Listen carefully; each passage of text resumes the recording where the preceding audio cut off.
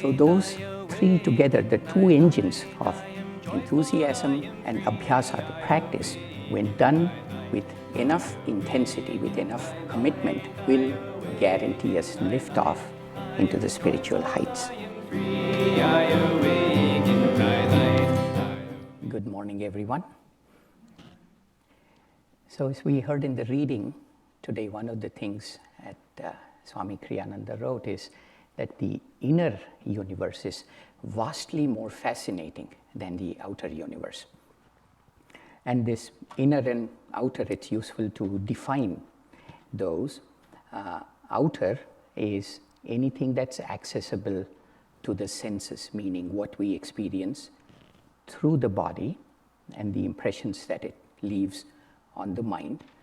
And the inner universe is anything that isn't, meaning that doesn't belong to the senses or to the body. So the inner universe is vastly more fascinating or than the outer universe. Is simply a statement about where we need to go to be happy, to seek happiness.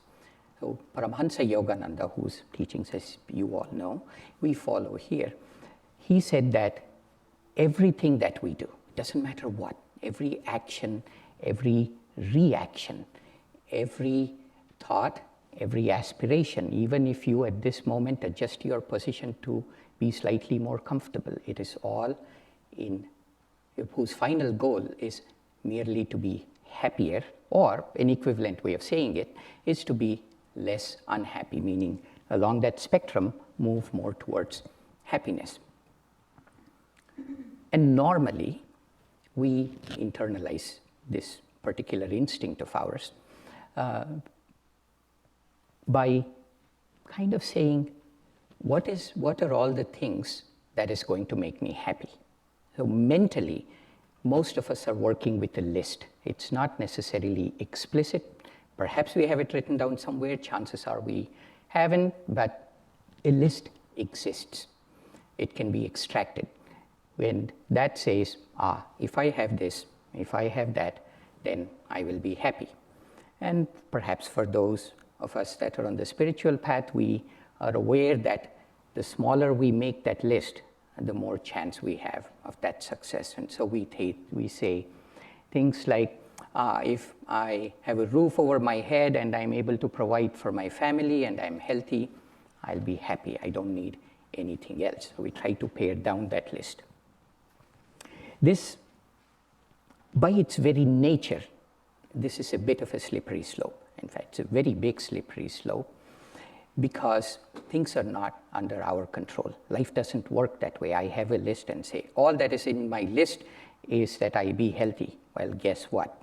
That may not happen. It's not, you never know when karma is going to come and take something off of that list. So on the spirit, so this pursuit of happiness, which by the way is guaranteed by our constitution, is a bit of a slippery slope. On the spiritual path, it's useful to flip this question slightly, and it makes a huge difference. And let me call this flipped question as pursuit of contentment.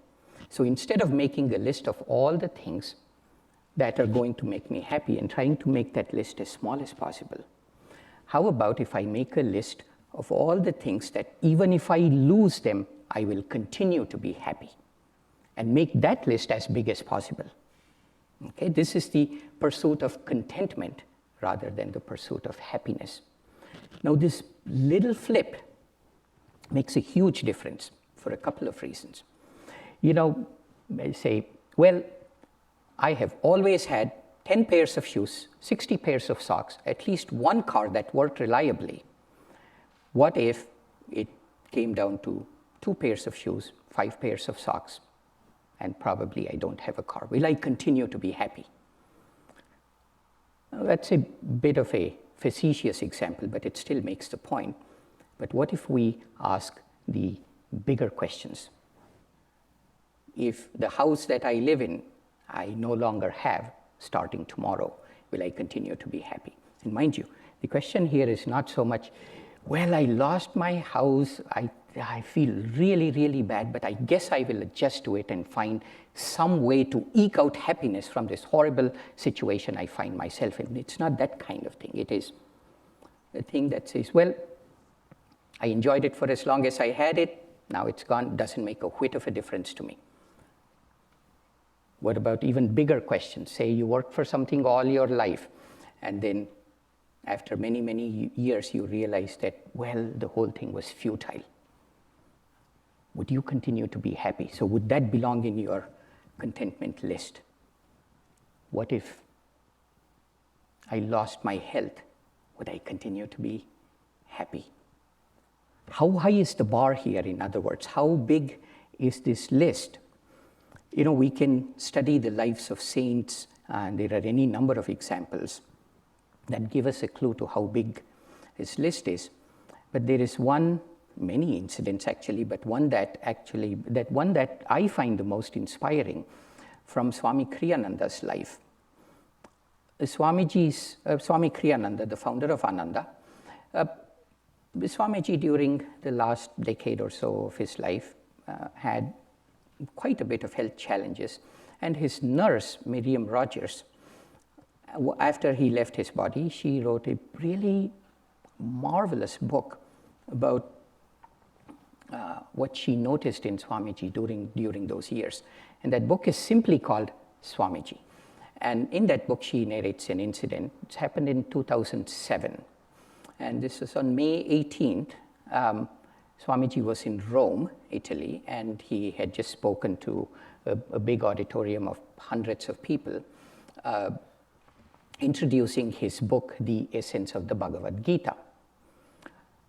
And the next day, he drove to Assisi. It was May 19th, and it was his birthday, and there was a banquet in his honor. At the time, Swamiji was diagnosed with a very rare disease called as Meniere's disease. Meniere's disease, I hope I'm saying it right.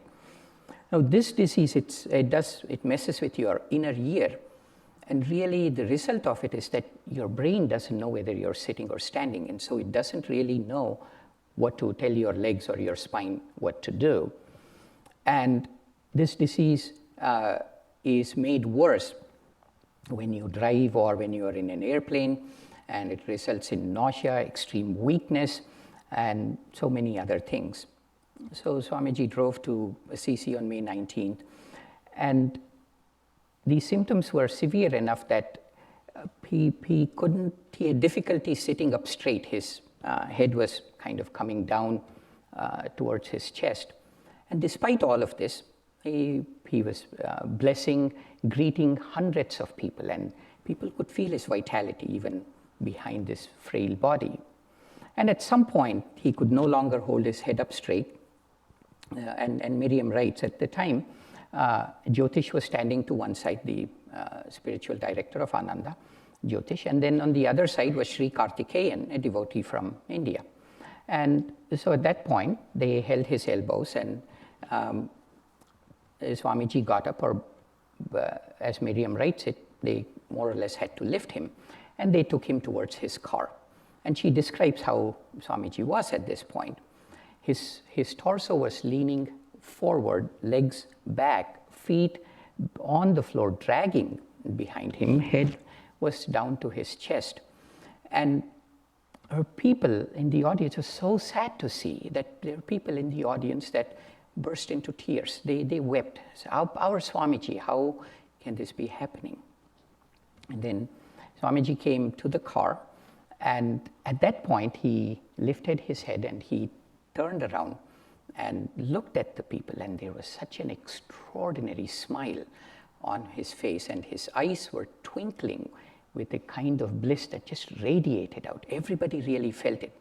And Miriam writes that now the crowd really burst into tears, not out of sadness, but out of joy. You see, what they had realized was that at this point, what was happening on the outside bore no resemblance to how Swamiji was feeling on the inside. He was completely beyond his body. His level of contentment was so great. See, contentment, Patanjali in the Yoga Sutras says that as a result of contentment, it says, santosha means contentment. Santoshat anuttama sukha labhaha, which means for one who is fully content, he gets unequaled happiness. Anuttama sukha labhaha. So, Swamiji's contentment, he was so beyond his body. He was in that place where nothing could disturb his bliss. And in that moment, he lifted his head. It radiated out to everybody, and people felt it. So that, you see, that is the bar in the pursuit of contentment. When we reverse the question and say, instead of saying what makes us happy, and try to pare down that list, I say, what are all the things I can lose and still continue to be unhappy, and increase that list, then a really interesting thing happens. Our answer to what makes us happy becomes different. It's not so much that we lose something and we kind of learn to be happy from it, as I said before, that it is as a result of giving up things, as a result, dynamically, as a result of giving up things, we find happiness. You see, say, I identify with this, I want this many things. And the master said, Yogananda said that we are a bundle of self-definitions. And you say, I define myself to be happy by having this, by having that. The heart reaches out deliberately outside to seek happiness, and then you kind of pare it down, pare it down, pare it down. And then eventually you emerge into a reality that is much higher, that brings with it the inner joy. That's the inner kingdom. That's vastly more fascinating than the outer kingdom. That's what was being alluded to in today's reading. So this is all good. Pursuit of contentment versus pursuit of happiness. That's a nice sound bite. They can repeat it and kind of go home. But when the rubber hits the road, what is it? Pedal hits the metal, rubber hits the road. I think they're both the same thing, right? So when that happens, actually following this, even a little bit, is very, very hard. But I'm going to talk about 2 or 3 things, all of which are equally important, that can help us go down this path of contentment. The first one's a little bit tricky, so I want to get rid of it. The other 2 are much easier. It's much more fun to talk about it. The first one, for the lack of a better term, I'll just call it enthusiasm. The most important thing we can bring to the equation in the pursuit of contentment is enthusiasm. See, God is within us, within me, within you already. God's consciousness lives here. And here's the thing, there is a part of our minds that is already in touch with that God consciousness. It's already in touch. And whenever that part of our mind becomes a little bit bigger in our consciousness, we feel things like calmness. We have the ability to resist things that are bad for us. We become more creative. We have more self-discipline. But the problem is, there is a reverse opposite magnet at the base of our spine, Maya, delusion, Satan, Kundalini, whatever you wish to call it. It's at the base of our spine, which is drawing us to outward sources of happiness. I want this, a desire. I cannot live without this, attachment and anger and pride and jealousy and all of those. This inner kingdom of upward pulling qualities and downward pulling qualities, on the path, in the pursuit of contentment, this is the battle that needs to happen in our bodies, in our minds, between soul qualities of enthusiasm and restraint and calmness and so on, versus ego-driven qualities of desire and attachment. And the more we turn away from one and move towards the other, the easier it is. But where I'm going with this is, because we are built like that. Because the inner kingdom is warring qualities, we are bound to encounter failure at some point in our spiritual path. That's the reality.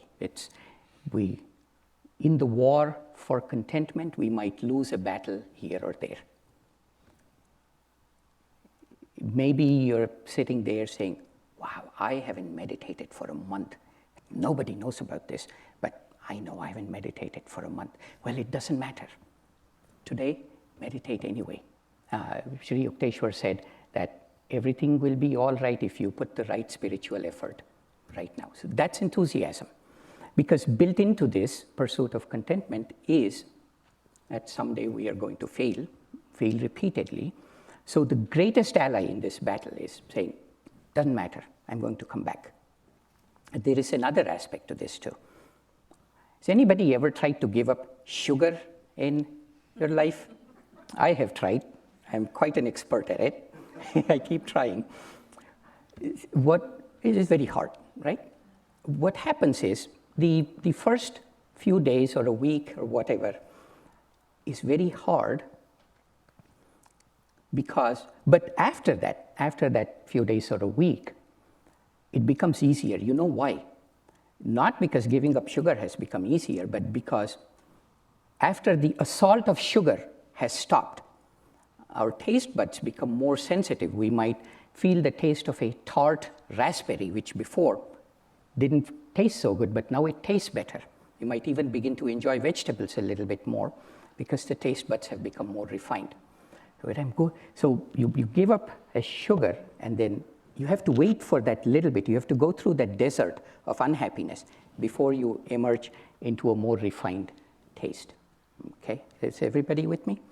This is exactly how the spiritual path works. Is when you do acts of self-discipline, and then you say, I'm going to give up the comfort of my warm bed and get up and meditate, for example, or I'm going to stop indulging and make myself be moderate in whatever I do. That's very hard to do. And so when you start that, there is this little desert of discontent that you have to go through, where you feel like failing.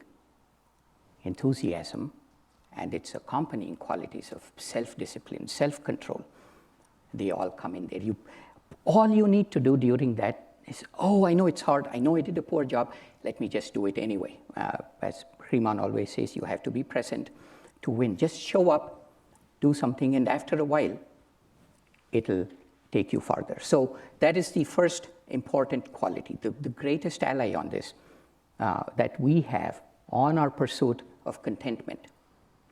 In our pursuit of contentment is enthusiasm, self-discipline, self-control. They are all the same thing when you think about it. The second one is to practice the techniques of yoga.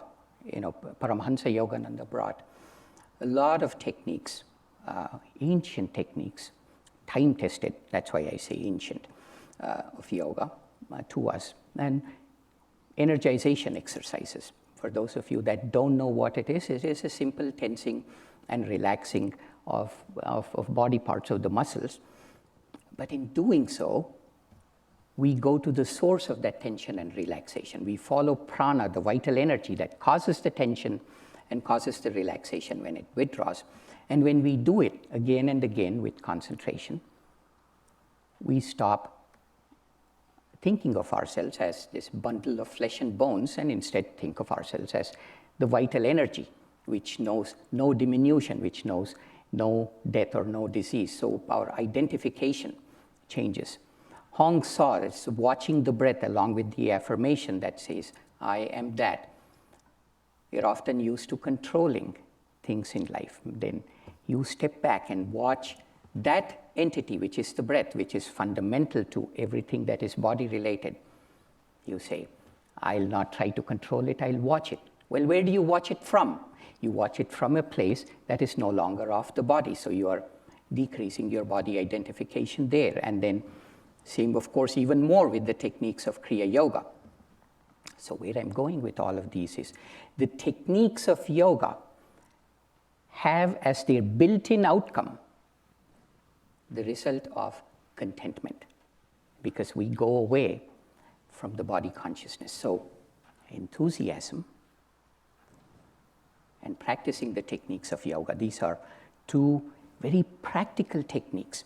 See, anybody that's practiced, I say yoga with a capital Y. What I mean by that is it's not just energization or the yoga postures or pranayamas, but yoga is Kriya Yoga and the lifestyle that goes with it and moderation and all of those other things. That the end result is that you begin to feel happy. Nothing outside has changed, but we begin to feel happy. We begin to get in touch with that happiness inside.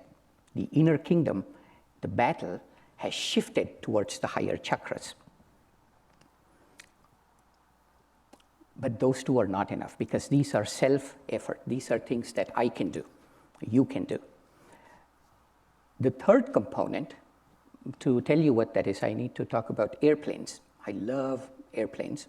I like flying less and less because of how it's gotten, but I really love airplanes. And an airplane has two massive engines. If you've ever been next to an airplane engine, you can feel its power.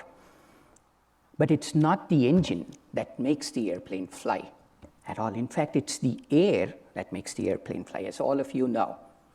The engines are there simply to make you go fast enough so that the air can lift this massive 100-ton airplane, make it take off and fly high. Okay? So that's where this enthusiasm and practicing of all of these techniques, those are our two engines. They kind of take the consciousness on the taxiway, and then we wait. We do that more and more and more, and suddenly we have liftoff. It's the grace of God. It's the grace of God that lifts us.